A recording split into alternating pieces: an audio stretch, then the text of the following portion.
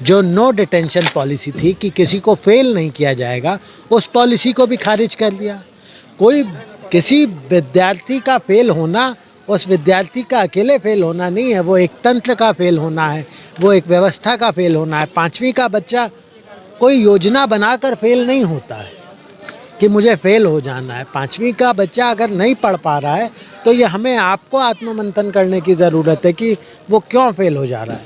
और ये एक मतलब दुनिया में बात बहुत सलीके से स्थापित हो चुकी है कि एक ही पाठ्यक्रम को अगर आप 2 बार पढ़ भी लें तो आपके सीखने की क्षमता में कोई फ़र्क नहीं पड़ता है। अगर आप रहे तो नीतियाँ बनती हैं, नीतियों का उद्देश्य होता यही है कि अच्छा समाज पैदा करें।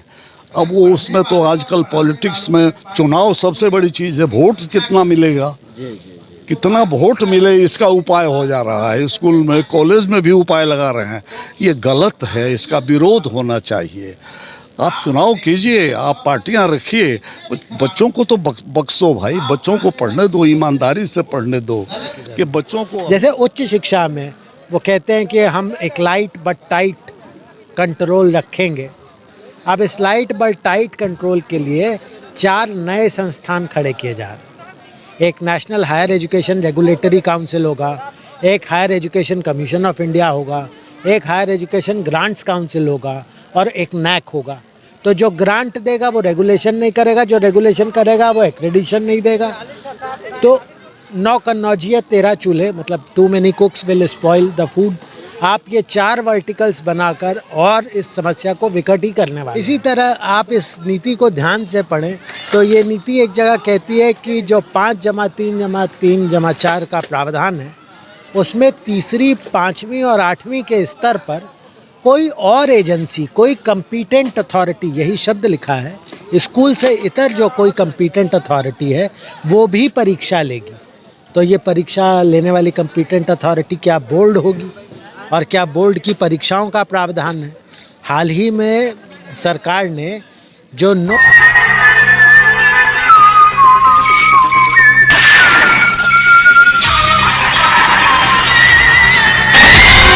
नमस्कार। नई शिक्षा नीति 2000 के विषय पर 45 से ज्यादा शिक्षाविद प्रोफेसर इस राष्ट्रीय सेमिनार में भाग लेकर आयोजनकर्ता का मान व प्रतिष्ठा बढ़ाया है। आपको बता दें कि 14 फरवरी से 15 फरवरी यानी आज कार्यक्रम के आखिरी दिन झापा स्थित आरपीएस टीचर ट्रेनिंग कॉलेज परिसर में देश के कई राज्य के विश्वविद्यालय के प्रोफेसर व चांसलर अपना अपना विचार प्रशिक्षु शिक्षक के सामने खुलकर रखा और नई शिक्षा नीति व राष्ट्रीय शिक्षा नीति के अंतर को समझाया और कई कमियों को खुलकर बयां किया। शिक्षाविद का कहना है कि अगर आप शिक्षा को अपने छात्रों तक सीधे प्रेषित कर सकते हैं तो वही शिक्षा नीति का मूल उद्देश्य होता है। शिक्षा नीति केवल राजनीतिक दलों द्वारा बनाई जाती है और विभिन्न राजनीतिक दल इसे अपनी विचारधारा और नीतियों के अनुसार ढालते हैं। आज आखिरी दिन 15 फरवरी 2025 को आरपीएस टीचर ट्रेनिंग शिक्षण प्रतिष्ठान महाविद्यालय झापा मुजफ्फरपुर में आयोजित 2 दिवसीय राष्ट्रीय सेमिनार के संपन्न समारोह के दौरान professor doctor DP Sudan Srivastava, भूतपूर्व कुलपति बीएन मंडल विश्वविद्यालय, डॉक्टर जयशंकर प्रसाद एलएनएमयू दरभंगा ने अपने विचार व्यक्त करते हुए कहा कि किसी भी समस्या के समाधान के लिए केवल ज्ञान ही नहीं बल्कि अनुभव भी आवश्यक होता है। डॉक्टर नवनीत शर्मा, हिमाचल प्रदेश केंद्रीय विश्वविद्यालय के प्रोफेसर ने राष्ट्रीय शिक्षा नीति 2020 के विभिन्न पहलुओं को अत्यंत सरल और सहज शब्दों में प्रस्तुत किया, जिससे पूरे सदन में एक क्रांतिकारी ऊर्जा का संचार हुआ। उन्होंने राष्ट्रीय शिक्षा नीति में मौजूद खामियों को उजागर किया और तथ्यों को एवं आंकड़ों के माध्यम से अपने तर्कों को प्रमाणित किया। जी हाँ, आप तस्वीर देख सकते हैं। जो भी यहाँ पे इस कार्यक्रम को सफल बनाने में प्रयास किए उन सभी को बारी बारी से सम्मानित किया जा रहा है। यह तस्वीर मुजफ्फरपुर के झापा स्थित आरपीएस टीचर ट्रेनिंग कॉलेज परिसर का है, जहाँ बीते 2 दिन से राष्ट्रीय सेमिनार आयोजित किया गया था। आज आखिरी दिन है और ये तस्वीर देख सकते हैं। प्रशिक्षु शिक्षक है जो आने वाले भविष्य में यह टीचर बनेंगे और नई शिक्षा नीति जैसा कि संसद में तो पास हो गया, देश भर में पास लागू नहीं हो पाया, जिसको लेकर इस तरह के सम्मेलन में नई शिक्षा नीति की कमियों को पर लगातार सवाल अब उठते रहा है। आइए देखते हैं, वीडियो अच्छा लगे तो लाइक शेयर सब्सक्राइब फॉलो करना न भूले। आप देख रहे हैं बिहार न्यूज सिटी, दीपक कुमार पटेल के साथ। कार्यक्रम बहुत अच्छा आयोजित हुआ और जो शिक्षण संस्थाएं हैं उन संस्थाओं को इससे सीखना चाहिए। जैसे यहाँ एक सेमिनार हुआ, अब यहाँ बहुत सारे स्कूल्स हैं इस शहर में, हमने नहीं देखा है कि कभी वहाँ इस तरह का कहीं कोई व्यवस्था हो, कोई सेमिनार हो। तो जब शिक्षा, यहाँ तो खैर अभी जो जुटे हैं सब लोग वो शिक्षक होने वाले, इनके लिए एक बड़ी अच्छी व्यवस्था ये हुई और इसके लिए मैं आयोजकों को बहुत बहुत बधाई दे रहा हूँ, बहुत बधाई दे रहा हूँ। बहुत आवश्यक था और ये बड़ा अच्छा हुआ, बहुत अच्छी योजना से ये काम हुआ है। पहले जो अभी बीएड के हैं प्रशिक्षु, उन लोगों के हाँ, प्रशिक्षु हैं बीएड के, और यही मैं इसलिए मैंने अभी उनको भी कहा कि शिक्षक बनने वाले, तो शिक्षक बनने वाले को एक तैयारी अपनी करनी चाहिए और ऐसे सेमिनार में वो तैयारी का रास्ता मालूम होता है, मिलता है। तो एक अच्छा है, एक अच्छी योजना है। नई शिक्षा नीति और वर्तमान में जो शिक्षा नीति जो चल रही है उसमें सर क्या कुछ अंतर है जो जिसको लेकर आज इस तरह का कार्यक्रम उस पर बोलना हम लोगों को इसलिए मुश्किल है कि वो जो पॉलिटिकल पार्टीज होती हैं वो अपनी नीति बनाती हैं और वो पॉलिटिकल चीज़ है, उससे जिनका विरोध होगा उनकी अपनी नीति भी होगी। तो नीतियां तो बराबर कई बनती हैं, लेकिन शिक्षा की एक नीति है, वो नीति है कि सबको अच्छा ज्ञान मिलना चाहिए।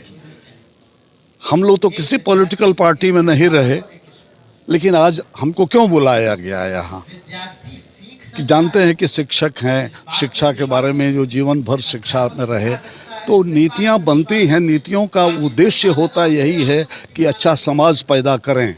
अब वो उसमें तो आजकल पॉलिटिक्स में चुनाव सबसे बड़ी चीज़ है, वोट कितना मिलेगा, कितना वोट मिले इसका उपाय हो जा रहा है। स्कूल में, कॉलेज में भी उपाय लगा रहे हैं, ये गलत है, इसका विरोध होना चाहिए। आप चुनाव कीजिए, आप पार्टियां रखिए, बच्चों को तो बख्शो भाई, बच्चों को पढ़ने दो, ईमानदारी से पढ़ने दो। कि बच्चों को अभी से शुरू कर दीजिएगा, तुमको यही याद रखना है और ये हमारा ये चिन्ह है, और देह में हरदम चिन्ह बांटे घूमते हैं लोग, हर पॉलिटिकल पार्टी सर पे और नाक पर और कहाँ कहाँ लगाते हैं पता नहीं। ये शिक्षा में से, उस शिक्षा से अलग रहना चाहिए, इसको मेरा इतना ही कहना है। युवा परिचय अपना बता दें। हमारा परिचय है, मेरा नाम है आर.पी. श्रीवास्तव। मैं प्रोफेसर रहा, वाइस चांसलर रहा, आदमी के रूप में आज भी हूँ। राष्ट्रीय शिक्षा नीति को लेकर जो मंतव्य है वो कुल मिलाकर ये है कि इस शिक्षा के दस्तावेज़ को एक राजनीतिक दस्तावेज़ की तरह, एक शैक्षिक दस्तावेज़ की तरह, एक कानूनी दस्तावेज़ की तरह ही पढ़ा जाए ना। हमारी समस्या यह है कि हम लोग राष्ट्रीय शिक्षा नीति के दस्तावेज़ को गीता या कुरान की तरह पढ़ना शुरू कर दिया है कि हम उसकी आलोचना नहीं कर सकते, हम उसकी समीक्षा नहीं कर सकते। इस समीक्षा से क्या बेहतर, देखिए भारतीय परंपरा तो बहुत पुरानी है कि निंदक नियरे राखिए आंगन कुटी छवाए। तो इस निंदा का अर्थ ये नहीं है कि वो किसी व्यवस्था की, किसी विचारधारा की निंदा है। हम तो इसलिए कहते हैं कि ताकि उसे कुछ और बेहतर बनाया जा सके, उसमें और बेहतर काम किया जा सके, क्योंकि ये वो शिक्षा नीति है जो हिंदुस्तान का मुस्तकबिल तय करेगी, जो हिंदुस्तान का भविष्य तय करेगी। तो इसमें हमें कुछ बातों पर सोचने की ज़रूरत है। जैसे कि ये शिक्षा नीति खुद एक जगह कहती है कि पहली और दूसरी कक्षा अब आंगनवाड़ी में पढ़ाई जाएगी, जबकि ये पहले स्कूलों में पढ़ाई जाती थी। बहुत अच्छा विचार है, पर आप देखिए कि अगली ही पंक्ति में ये शिक्षा नीति कहती है कि आंगनवाड़ी वर्कर जो 12वीं पास है उसकी 6 महीने की ट्रेनिंग होगी और जिसकी नहीं है उसकी साल भर की होगी। तो आप एक बीएड, बीएलएड या डीएलएड ट्रेंड अध्यापक से उस बच्चे को लेकर आंगनवाड़ी वर्कर को क्यों सौंप दे रहे हैं, जबकि ये नीति खुद कहती है कि 5 वर्ष की आयु तक 85% दिमाग विकसित हो चुका होता। तो इस 85% दिमाग के विकास की जिम्मेदारी आप एक ट्रेंड अध्यापक से लेकर आंगनवाड़ी वर्कर को क्यों सौंप रहे हैं। इसी तरह आप इस नीति को ध्यान से पढ़ें तो ये नीति एक जगह कहती है कि जो 5+3+3+4 का प्रावधान है उसमें तीसरी, पाँचवीं और आठवीं के स्तर पर कोई और एजेंसी, कोई कंपीटेंट अथॉरिटी, यही शब्द लिखा है, स्कूल से इतर जो कोई कंपीटेंट अथॉरिटी है वो भी परीक्षा लेगी। तो ये परीक्षा लेने वाली कंपीटेंट अथॉरिटी क्या बोर्ड होगी, और क्या बोर्ड की परीक्षाओं का प्रावधान है? हाल ही में सरकार ने जो नो डिटेंशन पॉलिसी थी कि किसी को फेल नहीं किया जाएगा, उस पॉलिसी को भी खारिज कर दिया। कोई किसी विद्यार्थी का फेल होना उस विद्यार्थी का अकेले फेल होना नहीं है, वो एक तंत्र का फेल होना है, वो एक व्यवस्था का फेल होना है। पाँचवीं का बच्चा कोई योजना बनाकर फेल नहीं होता है कि मुझे फेल हो जाना है। पाँचवीं का बच्चा अगर नहीं पढ़ पा रहा है तो ये हमें आपको आत्ममंथन करने की ज़रूरत है कि वो क्यों फेल हो जा रहा है। और ये एक मतलब दुनिया में बात बहुत सलीके से स्थापित हो चुकी है कि एक ही पाठ्यक्रम को अगर आप 2 बार पढ़ भी लें तो आपके सीखने की क्षमता में कोई फ़र्क नहीं पड़ता है। अगर आप एक बच्चे को 2 बार पाँचवीं करा देंगे तो भी उससे बहुत फ़र्क उसके सीखने में पड़ेगा नहीं। तो हमें उसके लिए कुछ और गैर ज़रूरी मदद चाहिए होगी। इसी तरह आप देखेंगे इसमें जो प्रावधान अध्यापकों को लेकर हैं, जिसके नतीजे में national professional standards for teacher नामक दस्तावेज़ आया, या जो अभी एक नया हालिया दस्तावेज़ यूजीसी ने जो ड्राफ्ट के तौर पर जारी किया है, उसको लेकर बहुत सारे संदर्भ बिंदु ऐसे हैं जिन पर व्यापक विमर्श किए जाने की ज़रूरत। जैसे उच्च शिक्षा में वो कहते हैं कि हम एक लाइट बट टाइट कंट्रोल रखेंगे। अब इस लाइट बट टाइट कंट्रोल के लिए 4 नए संस्थान खड़े किए जा रहे हैं। एक national higher education regulatory council होगा, एक higher education commission of India होगा, एक हायर एजुकेशन ग्रांट्स काउंसिल होगा और एक नैक होगा। तो जो ग्रांट देगा वो रेगुलेशन नहीं करेगा, जो रेगुलेशन करेगा वो एक्रेडिशन नहीं देगा। तो 9 कन्नौजिया 13 चूल्हे, मतलब too many cooks will spoil the food. आप ये 4 वर्टिकल्स बनाकर और इस समस्या को विकट ही करने वाले हैं। तो उच्च शिक्षा में हमें वो भी सोचना होगा। बहुत सारे प्रावधान हैं जिनके लिए हमें विस्तार से विमर्श की ज़रूरत है।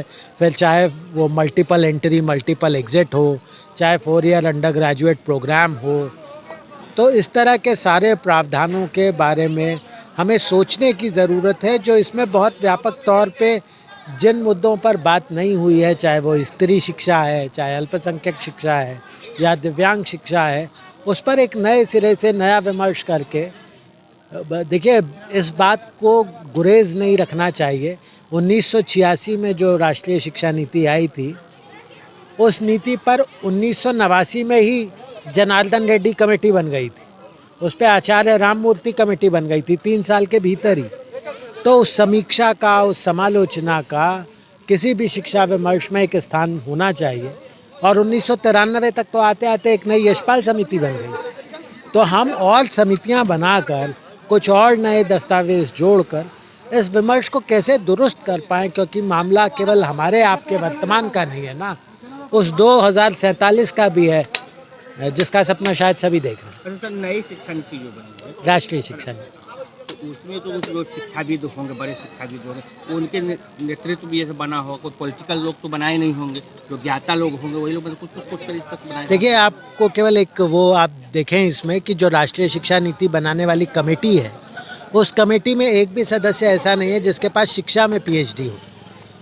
तो मेडिकल एजुकेशन की आप नीति बनाएं, उसमें एक भी डॉक्टर ना हो। लीगल एजुकेशन बनाएं, उसमें एक भी लॉयर ना हो।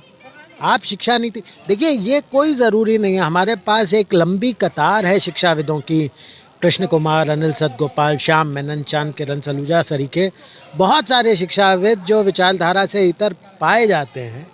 आप उन शिक्षाविदों से अलग, जिनकी शिक्षा पर कोई बात नहीं है, समझ नहीं है, आप ये रखेंगे तो समस्या तो आएगी। नामों पर मैं नवनीत शर्मा हूँ। मैं हिमाचल प्रदेश केंद्रीय विश्वविद्यालय में शिक्षा विभाग में संकाय सदस्य।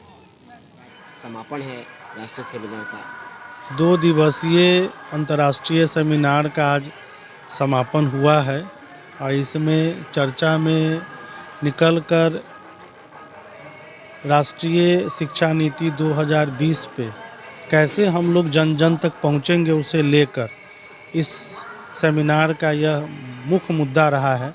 और इसमें बीएड कॉलेज के जितने भी प्रशिक्षु शिक्षक हैं उनके बीच में यह उत्साह था कि किस तरीके से हम बच्चों को अपने बात को सुगम तरीके से रख सकते हैं, उस पर चर्चा करके वो अपने उलझनों को, जो बहुत दूर दूर से अनुभवी आए थे इस सेमिनार को संबोधन करने के लिए, उनसे पूछकर लोगों ने इसे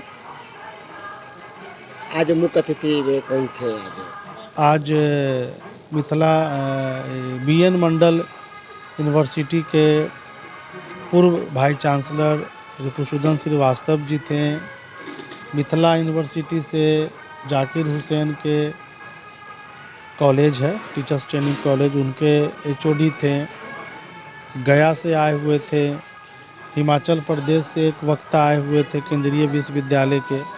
लगभग 10 लोग अलग अलग विश्वविद्यालय से आज आकर इस पूरे 2 दिवसीय कार्यक्रम को संबोधित करके और बच्चों को लाभान्वित पहुंचाया। इस तरह का सेमिनार आगे भी होता रहेगा क्या?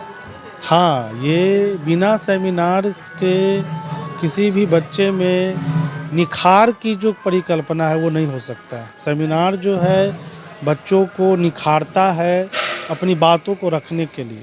इसलिए एक सेमिनार कम से कम साल में 2 बार होना हमें लगता है कि एक अच्छे संस्था के पहचान है।